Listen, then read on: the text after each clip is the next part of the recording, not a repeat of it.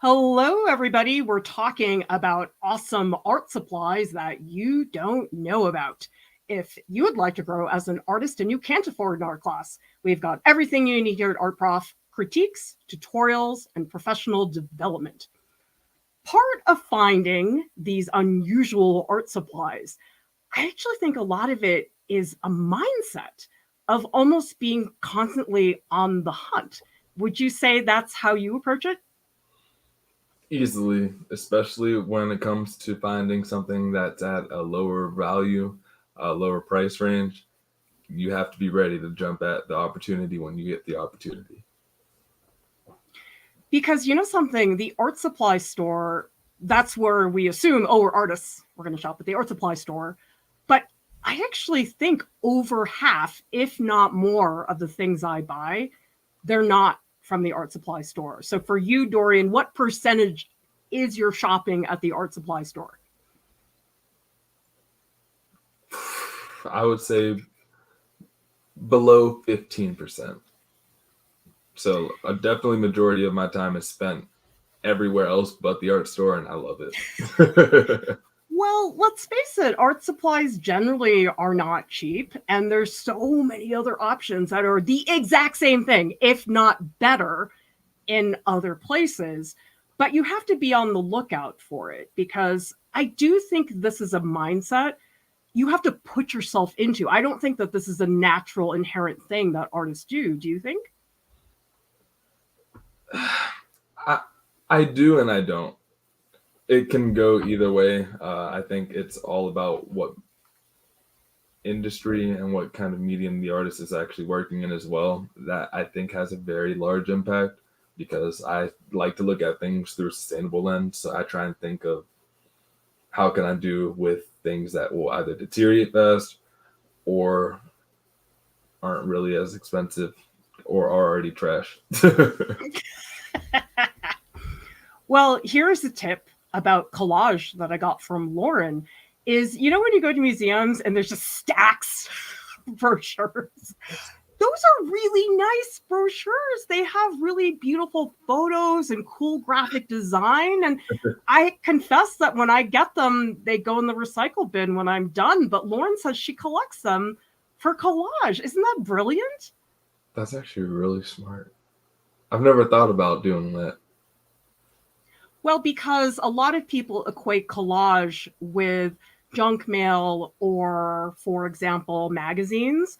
But the museum brochures are nice quality paper. It's got great visuals. It's like, yeah, that's sort of a no brainer once you start thinking about it. Where do you think is the most unexpected place that you've gotten an art supply or something to contribute to something you're making? Oh, goodness. I think one time I drove out to the middle of nowhere in Boston. There was this place that looked like nothing. I mean, I really thought I was going to get mugged or something, but it was this really like hardcore kitchen supply store. Like nothing was pretty. It was just all stacks, but they had the best containers. I love their containers. I went back there so many times. They had this one plastic container that was perfect for plaster casting. And so you just never know when these things are going to pop up. All right. You are always looking on the sidewalk. Every sidewalk is the best sidewalk when it has something on the side. I love finding different people's like trash. I like finding different people's furniture. It's all opportunities to create for me, and I like giving life to things that people might not see have one. So when I see this nice dresser on the side of the road, I'm like, oh, I could turn that into like a love seat, or I could turn that into something else. I could convert that into a basketball hoop. Like I saw a door and I converted that to a basketball hoop. So there's so Well, many I can't. opportunities. That's not really what goes through my mind, but I can imagine. It's just I feel like the possibilities are endless when there's something so raw and something so unique in front of you. Like you can really just do anything with it because it's already trash, and it's already kind of scrapped. So what can you do to give it a new purpose and a new value? Tell us in the chat who here has picked up something off the street. My favorite thing is, for some reason, whenever there's big chunks of foam, I get really excited because you can buy them at the fabric store, but when there's just piles of it, I just love finding that stuff. So tell us what you have found and what you've used it for. And it's really funny because I had a friend in graduate school, and she'd always show up with all these great things for sculpture. And I always say, well, where did you get this? The garbage. What about this? Oh, this was my thesis project, and probably one of the most amazing experiences. Me and my friend Beyonce, yes, I love saying that because her name is Beyonce, and she has that persona. She has that amazing character. But we did this thesis project together, and we built an entire store out of old pallets that were on the side of the road, old spool rolls that had like wire on them from an electrical factory. So we were just finding all these different things on the sides of the roads and out of these factories, and we're like, how can we turn this into something really cool? Literally just turned it into a structure that was supposed to house my friend's artwork. We turned it into a gallery space. We were going to sell t-shirts and stuff out of it. That's a complicated story, but if you go onto the Instagram, you can watch the video. That's a whole thing. But one of the most satisfying projects from scrap materials. Well, Crispy says, I love finding scrap pieces of wood. It's so fun to paint on, takes the pressure off of making something good, and it's free. Absolutely. Sometimes I'll buy really, really nice watercolor paper, and I'm like, I can't use it. It's too nice. And so there is definitely, I think, an attitude shift when you know it came from the trash, I didn't pay anything, and you really feel like I can do whatever I want. I don't have to worry that I'm throwing out $30 because I didn't make an amazing watercolor painting from this tiny sheet of paper. Do you think that affects your mindset too? Definitely, because whenever I'm making work with the clothes that I've thrifted, if I got a good find for a really good deal, I do feel a little bit of weight with it. But for all the other materials, I'm just like, this is $2. It was already going to go somewhere.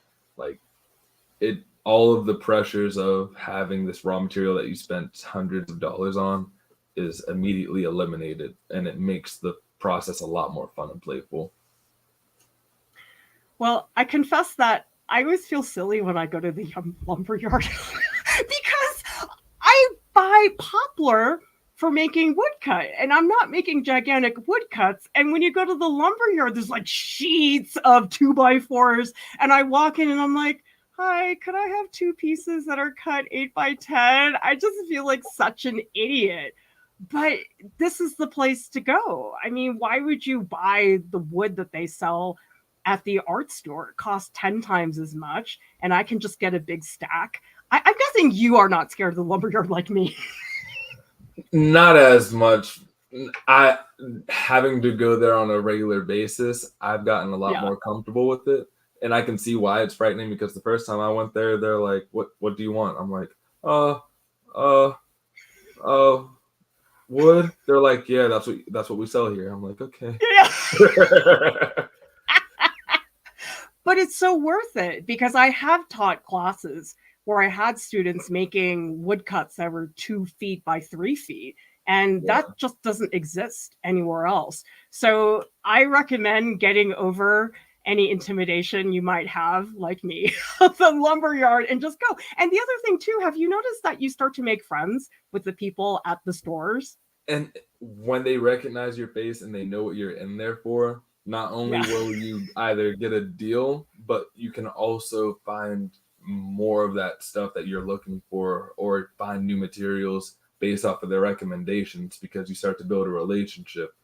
The RISD store, like when we were there, like it's cool. They start to recognize students and stuff, but in these kind of specialized places, like certain lumber yards or certain mom and pop shops, once they start to see your face, they have so much more ability to help you, more than you would realize.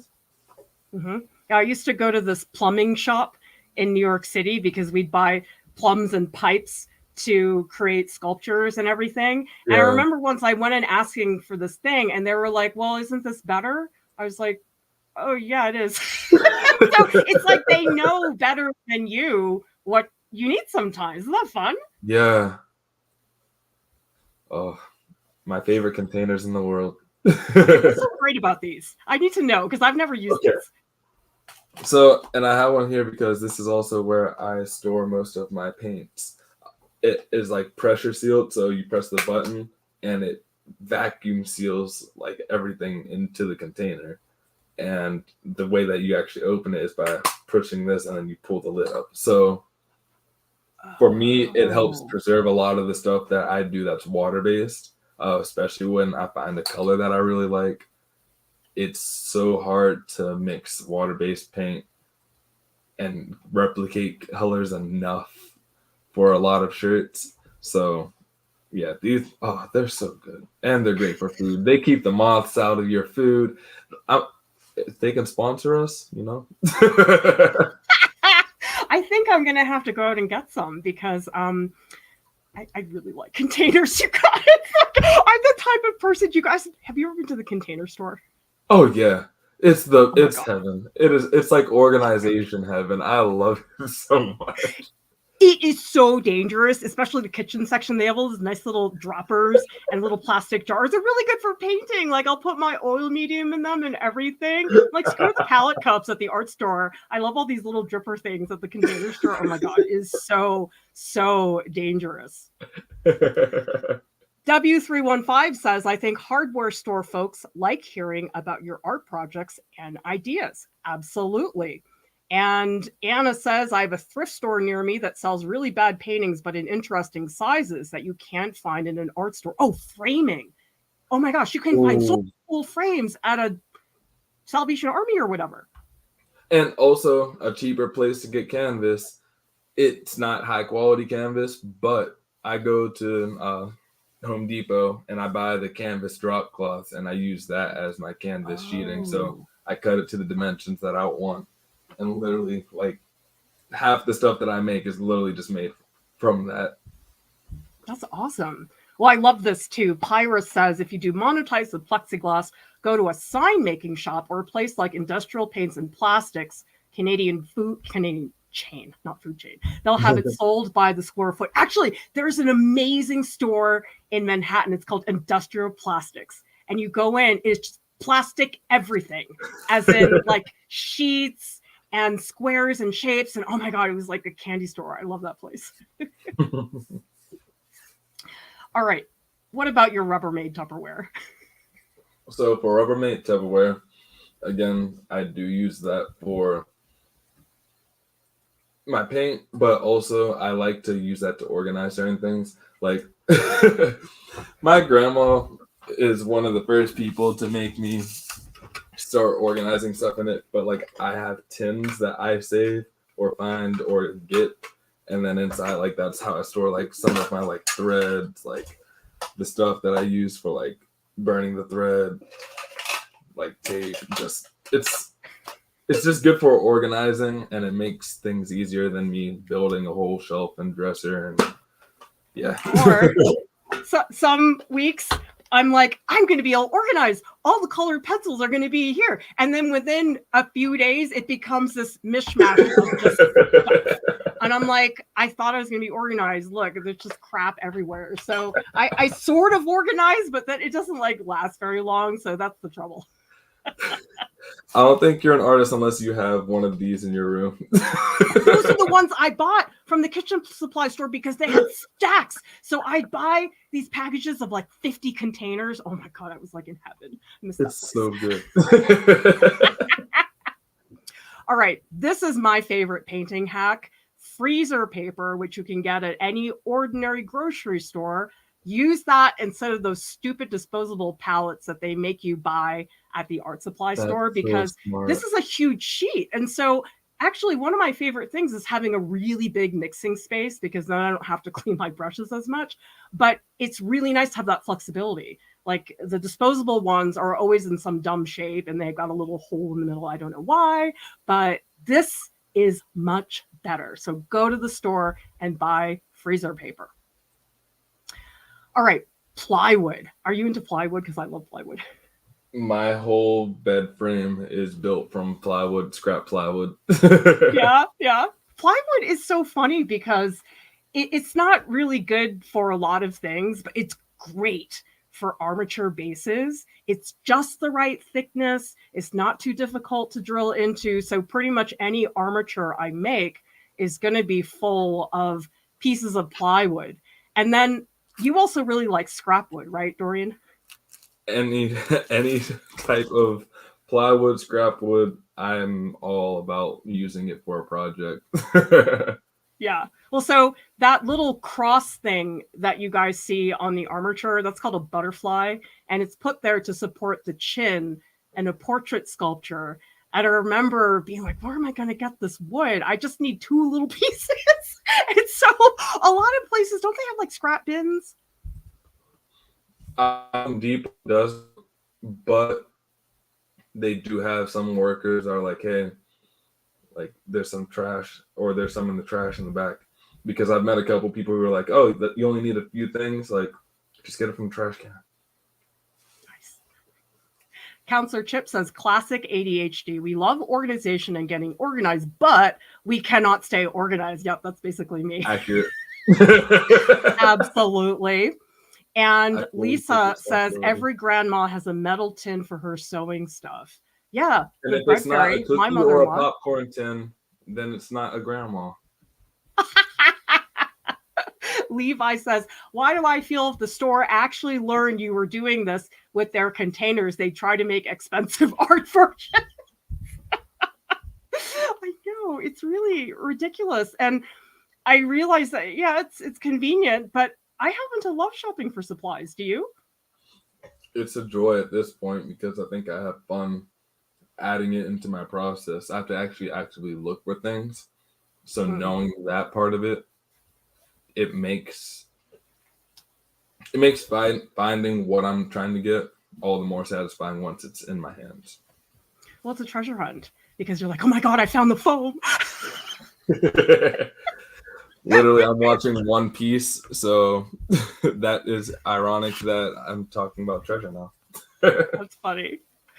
Recycle center. Oh, this place is fun. And you know something? The old town I lived in had a really good recycle center. It was super organized. I love that place. I miss it. I'm sad because the one in Providence closed, or Rhode Island closed. So I'm trying to find ones that are nearby. So if anybody on the East Coast knows a good recycling center in the comments or in the chat, please let me know because I will happily drive. Well, the other thing too, it's not just the recycle center, and tell us in the chat if you do this. Sometimes there's stuff you save. For example, for a long time when I was a kid, I used to always save the toilet paper tubes because I always thought I could make a cool project with it. And then at one time, I was like 9, there was just boxes of paper towel tubes underneath my bed because I was hoping to make something I never did. Clara, we are very alike. I just like supplies. I like tactility, you know? So tell me about machine parts because that scares me. I don't think I'd ever want to pick up a machine part. Oh, okay. So I had this like robot actually. Okay, so like this figure that I have is a robot. So one of the things that I like to do is comprise things of like random scrap parts and machine parts of like old electronics and old machines are so satisfying to connect and combine and turn into this like almost like the Iron Giant. Is that Iron Giant? Yeah, it's like the Iron Giant. So it's like that stuff is so satisfying, and when you can do that with old gears and you just use epoxy, you can use a hot glue gun.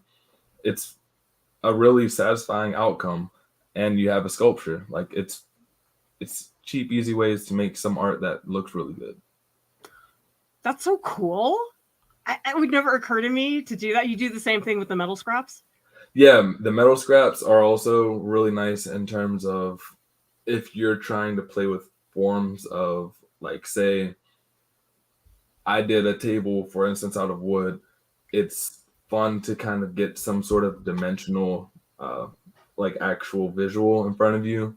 So having either scrap wood, having the metal scraps, you can literally just use a glue gun, have those things, and do little iterations with the scraps. It's good for prototyping.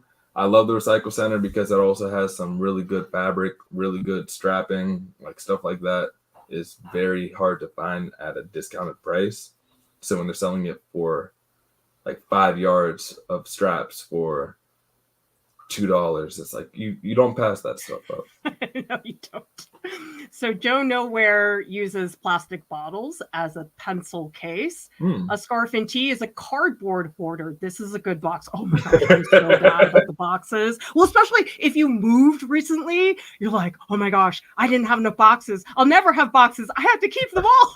It's so bad. Yeah. Yeah, Mackenzie did the same thing with the tubes. Amanda says food cardboard. Pyra says pizza boxes for the garden. I used to use pizza trays. I used to make projects with those. So I'd go to the pizza places and ask them for pizza things. They got annoyed. So that's why I ended up going to the creepy kitchen store in the middle of nowhere. I'm not going to get any more pizza rounds. Okay. Can we just agree this is the world's greatest tape on the planet? Easily. And what is it about this tape? It makes, so I use it on my dress forms. I use it for lining my paper. I use it for lining like the platen for my screen printing. It's versatile, and it also makes sure that you have clean, crisp lines whenever you're using it as a way to protect certain areas of your medium. It's too good. It's too good for us. And hardware stores are the best place to get it because you know it's going to stick. And you can put a big stack. Which is I never buy one. I have to get the whole It's stack. A 3. Because I go through it so much. And you know something? I found it really good for measuring things. So here I've got a jelly plate, and I just taped where I wanted to register the paper because I wasn't using a press. Yeah. Or actually, when I was a gallery director, I used to put the tape on the wall to mark where we wanted to hang the artwork. I mean, half my job was using this blue tape. And honestly, I don't know why they even make masking tape anymore, because masking tape stinks. It doesn't stick anymore. It's the worst. And if you notice it gets brittle after a little while, it like breaks down. Yeah, some of my old shoe concepts that I did in trash have it on it, and it started to, yeah. No. Get this. This is better than artist tape. The artist tape that they sell in the art store, it's nice, but it's not blue tape. I'm the biggest fan of blue tape. Also, I think you're the biggest fan of somebody who's in this current slide. I'm just going to toss that in there. Yeah, don't get me started. Because I'm going to announce something tomorrow, and it is a lot to do with Aaron Tveit. Oh! No, he didn't leave his partner for me. Okay. Comment Epps in the chat. You spent a lot of time here because I was actually surprised when you told me about your fashion design process. I just assumed you would go buy supplies at a fabric store. But then you told me that almost all of it is from a thrift store, right? Yeah. So if it's not donated, I'm in a thrift store getting materials, getting clothing. All of the denim pieces that I've done have only been made because I had old jeans. Like nothing that I've done in denim, nothing that I've done with tapestries was from any. Yeah, that's the newest piece that I just did. All of it's from old jeans. And I think that says a lot about, we are so quick for fast fashion to continuously keep creating without consciously deciding that there are already clothes existent, and those clothes are still a material that are viable. So being able to repurpose that cotton or repurpose that denim it really creates an opportunity not only for fashion to take a more sustainable and ethical route, but it creates a more interesting story, because it's like, how many people do you see cutting up something that's old and giving it new life and giving it new meaning that you can resonate with? Absolutely. And actually, because my kid has this antique clown collection, we spend a lot of time in thrift stores now. So I'm constantly hunting with her as she tries to find her antique clown. So it's really fun. Okay, this is probably my favorite thing at the hardware store. This glass scraper. If you guys are a painter and you use a glass palette, which you should, in my opinion. All right, I know that's controversial, but if you have a glass palette and you buy this window scraper, it cleans your palette perfectly. It's the exact same sheet of glass that you started with.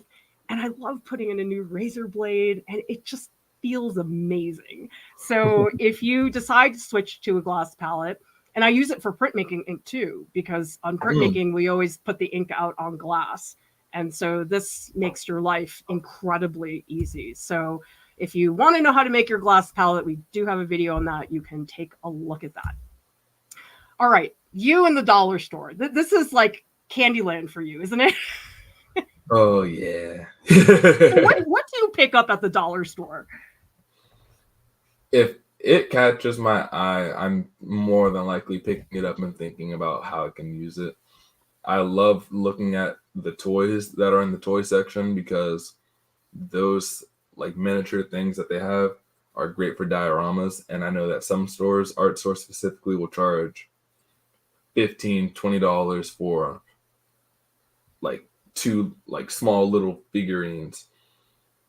A lot of the stuff that I'm doing is for either prototyping or just to really quickly ideate and get like some sort of visual of the dimension. So being able to have like little small toys and stuff gives me a real life feeling for it, and it's cheap. And I can just give those toys to my cousins and little family members after and be like, "Hey, I'm your cool big cousin. Here, take this. Yeah, I got that just for you. Just for you, exactly." But yeah, it's really cool just to find quick solutions with cheap materials that otherwise just are gonna sit on the shelf, because a lot of people don't go to the dollar store anymore, which kind of upsets me. Like, a lot of people that I know don't go to them. They're really handy though. I mean, I went with Song Kang, who has done several tutorials for us, and Song does these beautiful pen drawings. And you know something, you look at them and it would never occur to most people that she bought plastic flowers at the dollar store, and that's what she was drawing from in this piece. She said, you know something, why am I going to get real flowers that are going to wilt on me in 3 days, and this pen drawing is going to take me so long? And it's so smart. Like, once somebody tells you, you're like, oh yeah, it's not that big a deal sometimes. If you're drawing from life, sometimes you just gotta find something that replicates life really good. Exactly. So tell us in the chat, who here goes to the dollar store and what do you buy? Because one of the things that I thought was really cool about your list is you actually put paintbrushes on the dollar store. And a lot of people would say, no way, you want good paintbrushes, but it sounds like you don't. If it is able to spread the paint on the canvas, it's a good brush. It's all about. So why don't you care about a super refined brush? I personally, I'm lucky to not have been in the painting department, because I know that they would probably roast me for, saying against what they might have been taught. But an expensive brush to me just feels like a cheat. Like, I don't really think it's necessary to create a beautiful piece. Some people can create beautiful pieces with just their finger. Like, it is all about what you're willing to do with the paintbrush, or what you're willing to do with whatever you're working with. Like, you can use brochures to make a beautiful collage. Like, that's what I learned just now from Lauren. Like, having those opportunities to create with lesser means also, to me, shows a lot of people that don't have a lot of money. Like, I can inspire them in a sense.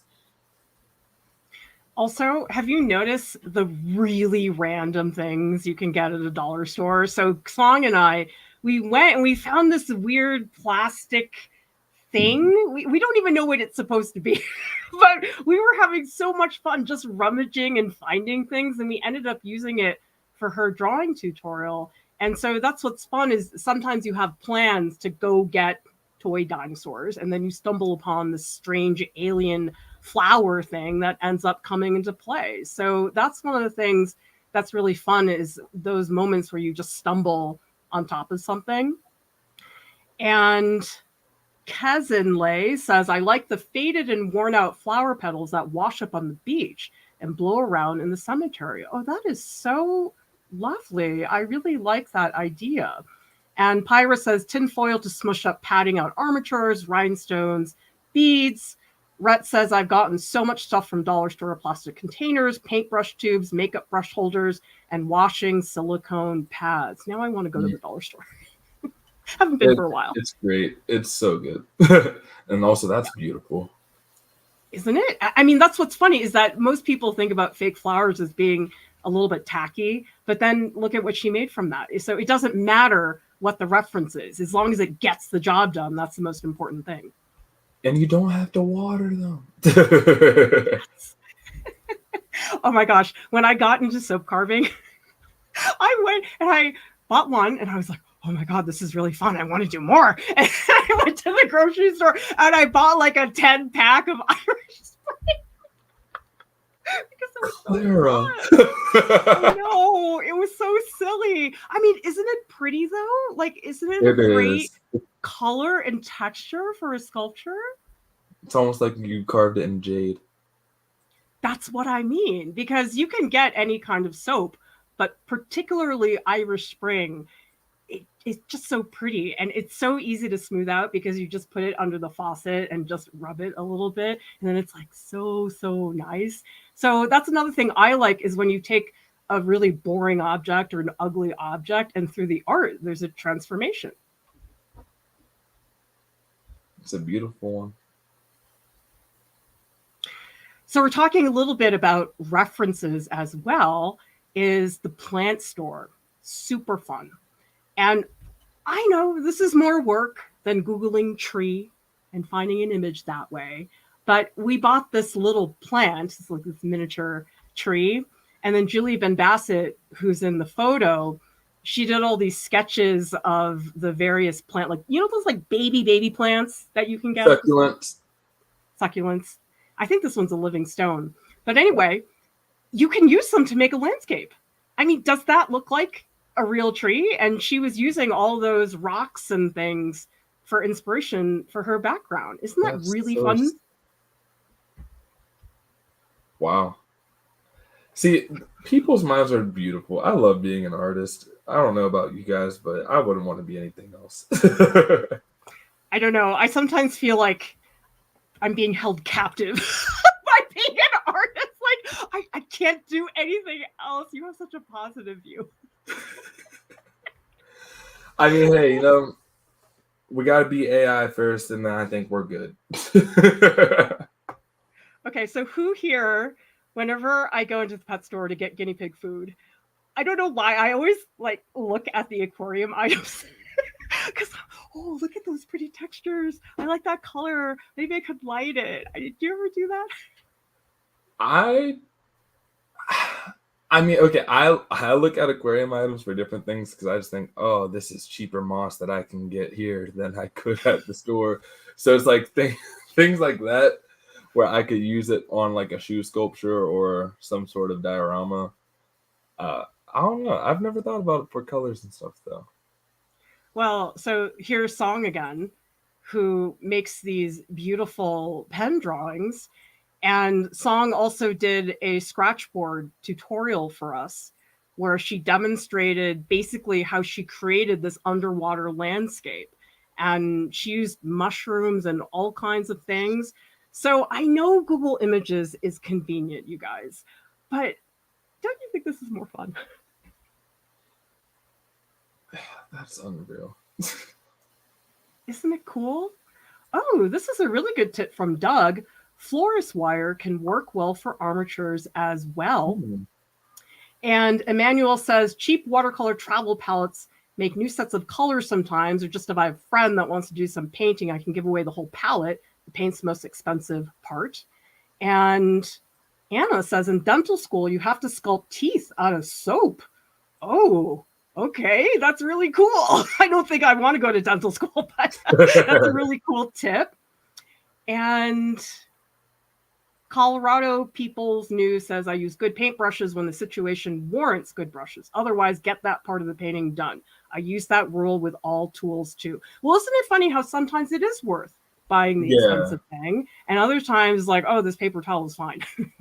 And again, it's just about, I think, showing what you can do with the least amount of tools or the least expensive tool, because having those options and knowing those options are available to you, if you're in a crunch, then at least you know where you can go quickly and just grab something to get that done.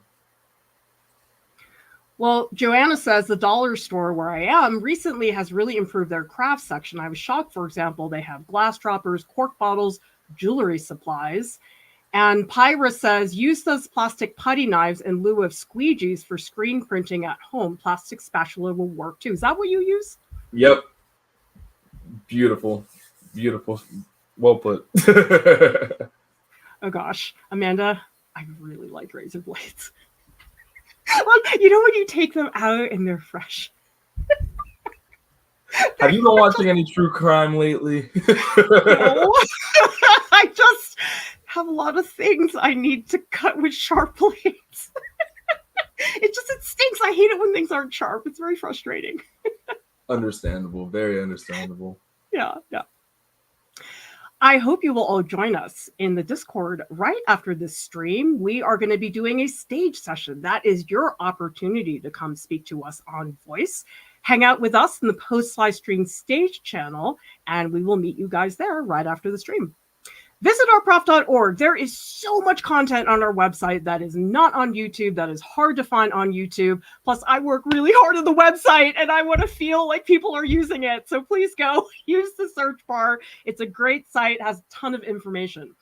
You can sponsor a video. This is such a nice gesture for the community, because when you sponsor a video, it's not just you who receives the video, but the entire community. And this has been a way that we've done things like the dry point tutorial, the woodcut tutorial. Those were all results of wonderful sponsors in our community who made that happen. And we do have a sponsored video coming up in July on reed sculpture, which I'm super excited about. But anybody can do this, and we have all kinds of options. So if you go to the site, you'll be able to see that. Join our Patreon group. It is so fun in there. I start my mornings oftentimes with the voice sessions where people come and they share their work with me. And it just puts me in such a good, positive mindset. You know, when you sort of have a crappy day, but then it's like you talk to artists, you just feel great. It's awesome. It's so good. So I provide support. I also provide critiques in the Patreon group, and you get support in a small group of artists. Art Prof has services, artist calls, portfolio critiques, personal art curriculum, statement editing. Thank you to our top Patreon supporters. You guys are pulling all the weight for our budget. We are incredibly, incredibly grateful to all of you. Art Prof has a podcast. It's available on Spotify and also on iTunes. And subscribe to our channel for more tutorials, critiques, and business tips. Everybody, thank you so much for watching. We'll see you next time. Bye.